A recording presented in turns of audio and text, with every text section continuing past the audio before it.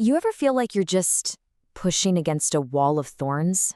Well, today, we're going to dive into this really powerful metaphor for perseverance. It's all drawn from the simple act of walking, and it tells a story about how our own steps can literally create a path where one doesn't even exist. Listen to this. My step, humble and persistent, becomes a creator of paths.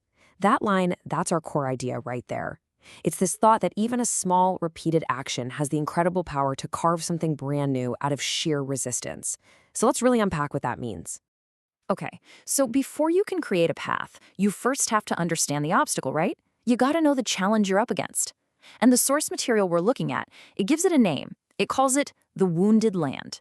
So picture this place. It's not some beautiful, untouched wilderness. No, it's a landscape that's been hurt, it's been left bare by man and axe. And this isn't just a physical place, of course. It's a metaphor for any part of our lives that feels damaged or neglected, maybe a project that went sideways or a relationship that just feels barren. And what happens over time? Well, nature starts to take this wounded land back. But listen, it is not a gentle process. It's a chaotic mess, described as a tangle of stubborn shrubs and wild bushes.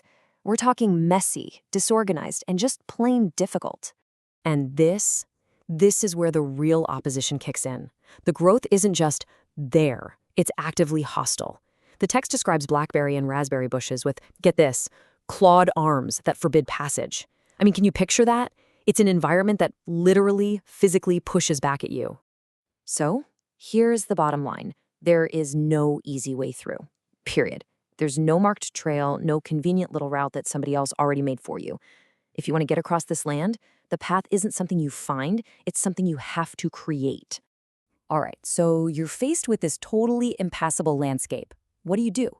What comes next? Well, it's what we're calling a path of conquest. This is the moment human will enters the picture, that decision to say, nope, I'm not going to be stopped by these thorns. And I just love the power in this next line. It says, the path isn't just walked, it's invented. It is wrested, like literally torn away from the hostility of the thorns. Wow, that just screams personal agency and pure determination, doesn't it? This really frames the whole experience perfectly, doesn't it? Think about it. Some paths in life are gifts. They're just offered to you. They're easy, they take no effort. But this path, the one we're talking about, that's a conquest. It has to be invented. And man, it demands constant, unwavering persistence. But, and this is a big but, here's the catch. Creating the path once, that's not enough. Not even close. The struggle is ongoing. And the source material compares it to a super famous myth to show us the true nature of persistence. It calls it the Sisyphus struggle. And this is what that cycle looks like. First, you carve the trace. But then, say you abandon that path for a while. What happens? Nature reclaims its rights. The thorns weave themselves into a living wall, and bam, the struggle starts all over again. You have to break through that new resistance. And that's the powerful connection right there, this constant, grinding work of reclaiming the path.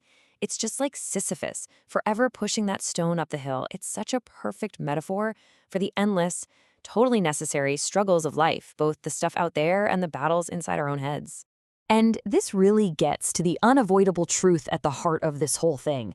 The path, the progress you make, the achievement, none of it lasts on its own. It just doesn't.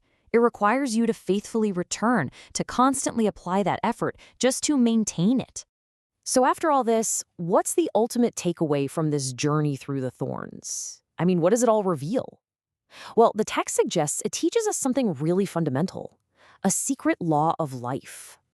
And this might just be the most beautiful definition of perseverance I've ever come across.